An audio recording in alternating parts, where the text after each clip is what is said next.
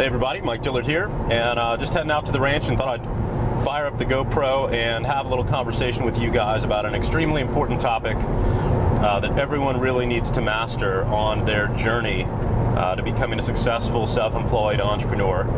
And it's, in my mind, much more important than strategies and tactics, and that really has to do with your mindset and your relationship with money and with prosperity and with abundance. And I've noticed a dynamic throughout my 10-year career now, building businesses and talking about these topics, which is that for the majority of people out there, especially those in a 9-to-5, that there's one of two dynamics, and it really comes down to this: either money controls you or you control your money.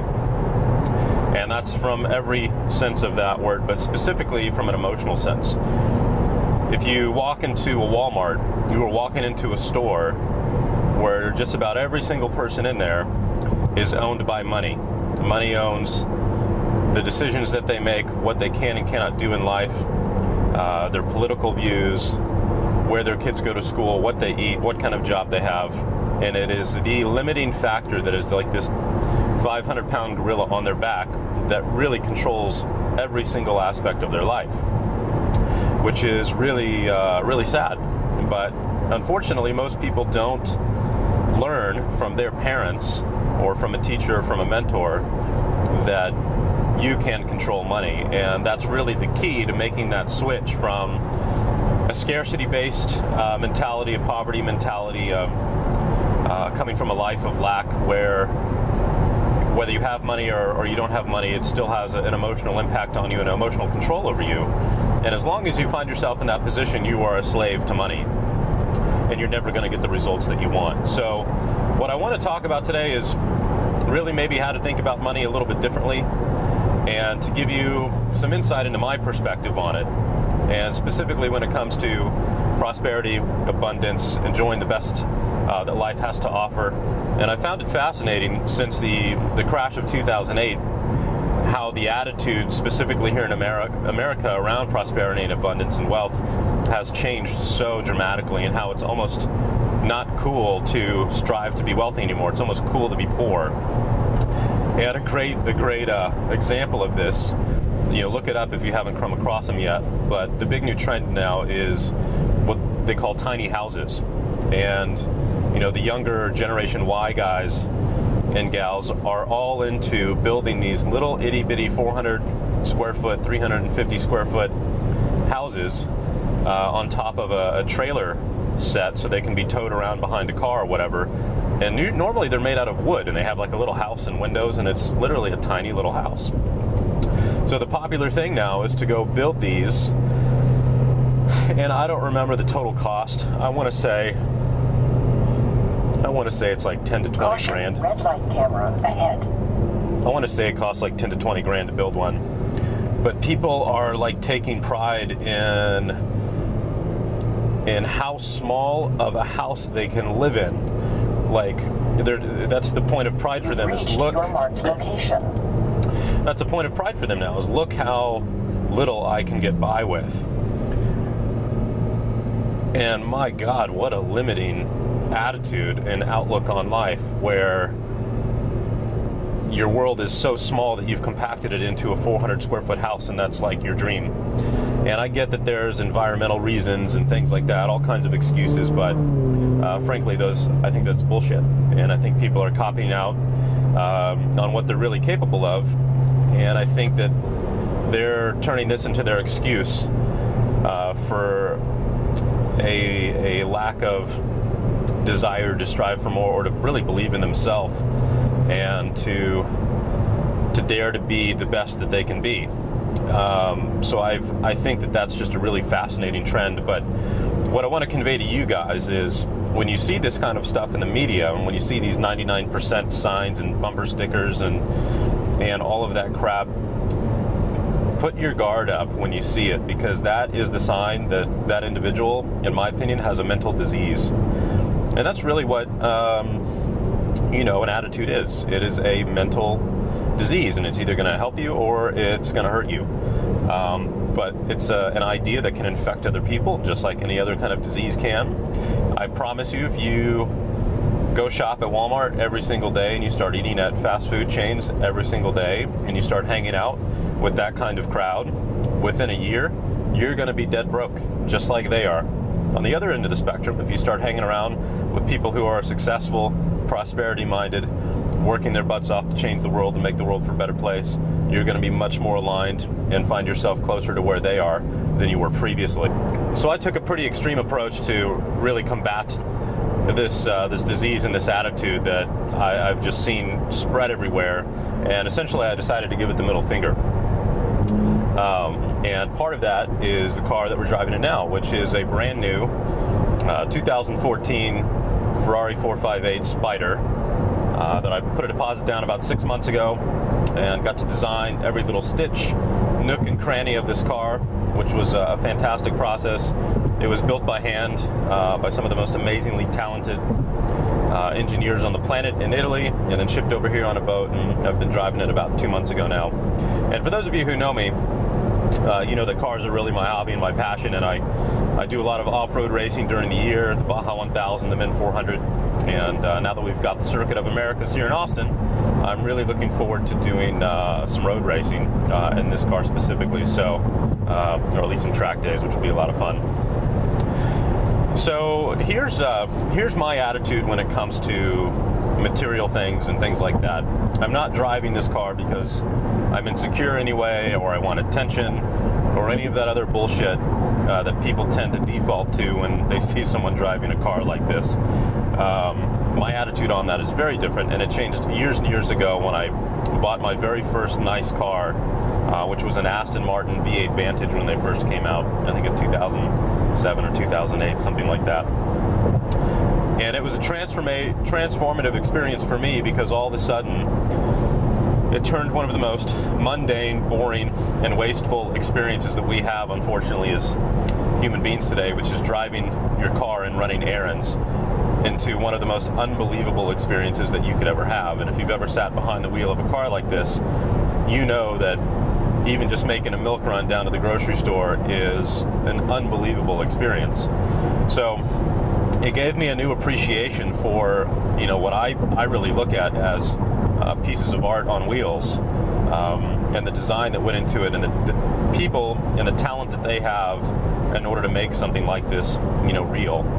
And so my attitude from that point forward, when it comes to experiencing the best that life has to offer, whether that is food or wine or hotels or travel, or your home or the art that you have, whatever it may be, whatever you want to spend your money on, that I will only ever buy the best, and that my goal is to experience the best. And it kind of comes down to a spiritual / religious viewpoint for me. And the way I look at it is, you know, God gave these people these unbelievable talents, Michelangelo, Enzo Ferrari, take your pick, your favorite chef, whatever it may be. Bless them with these amazing talents so that all of us could experience, you know, the gifts that come from that. And I almost view it as an insult not to strive to give enough to the world, enough value to the world to get, you know, the financial reward that will allow you to go enjoy those things. I see it as they're gifts for us to experience here, and shame on you, shame on me, if we don't go out and strive to be the best that we can be in order to experience them and to enjoy them. It would be kind of like preparing a meal for 8 hours all day with the freshest ingredients, the most expensive wine you can find, an unbelievable award-winning chef, and then inviting guests over, and the guest sits down and says, oh, no, that's too expensive, that stuff's too nice, I'm just going to have like a peanut butter sandwich. You know, that's how I look at people these days who take pride in not experiencing the best. It's such an insult, and it's such a waste in every regard. So that's my take on money, and I would hope that maybe it gives you a little bit of a different context as well, where this is not about showing off. This is not about, you know, saying I'm better than anyone else. This is really about experiencing, the gifts that God has given us down here on earth while we have that opportunity, because I'm pretty sure they don't have Ferraris in heaven. So when it comes to making that transition from, where you're at now and maybe you're dead broke, how do you make that mental transition? And that's what this is. There's subconscious associations and how you subconsciously associate wealth and money and success, and whether that's a pleasurable association or a negative one. And so you've really got to start to change those associations. And the best way to do that, and the easiest way to do that you can do starting today, is to be very mindful and vigilant of what you allow yourself to be brainwashed by. And I say brainwashed because that's really what's happening every single day to you, 24/7. You are being inundated with messages through the books that you read, the articles that you read online, the videos that you watch, the websites you go to, the employees that you hang out with, the conversations you have with your friends, the music that you listen to. All of that stuff is stimulus that's going into your brain and is either leading you closer to your goal and closer to abundance and prosperity, or further away from it.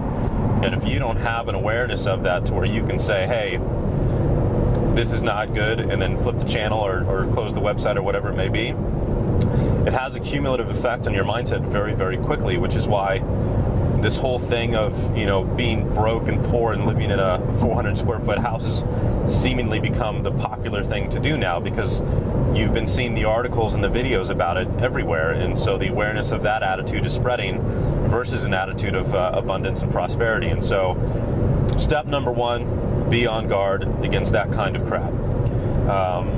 Step number two, you got to go back to the basics. For me, I go through all of my Tony Robbins stuff every single year.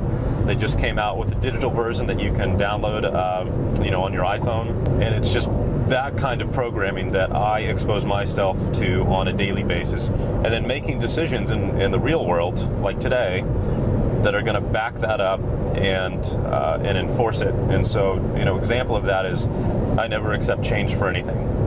Coins, quarters, pennies, whatever it may be. If I pay cash for something, I don't accept change, because I don't want my life to be around counting pennies and saving money. That money has no control over me. I can make as much as I want. That is my firm belief. And I'm not going to sit here and count coins. I'll put it in the little donation jar, whatever it may be, but I'm not going to limit myself to counting quarters. The same thing goes for, valeting a car. I always valet 100% of the time if one is offered. Even before I could even afford to do that, I did it because it reinforced where I was going to go.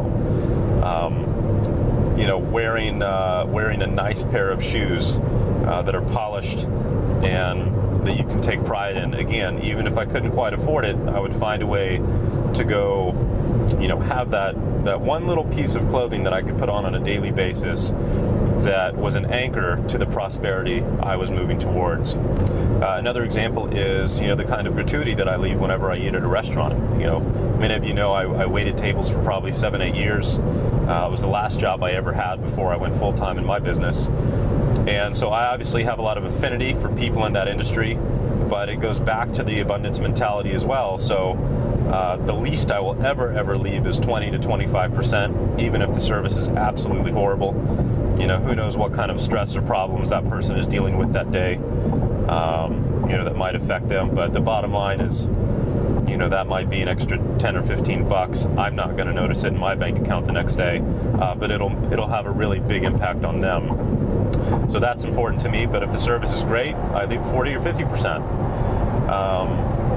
And that's just part of the good kind of karma energy out there that is tied to abundance in the world that I live in. And it seems to be working quite well and has been working since I adopted it. So take an accounting of where you sit emotionally with money. If you know that you're not where you should be, if you know that money is controlling you right now, take immediate action to start changing that. And the only way you can change it is to start the reprogramming process. And that has to do, again, listening to stuff like this every day, reading books on personal development every day and abundance every day.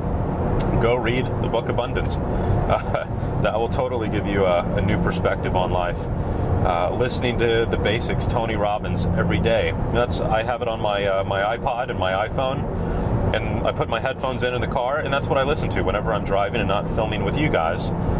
I don't listen to music. I listen to Tony Robbins every day in my car whenever I'm driving, and it just anchors me and it puts me in that attitude that I need to have in order to move forward in a really positive mindset on a daily basis.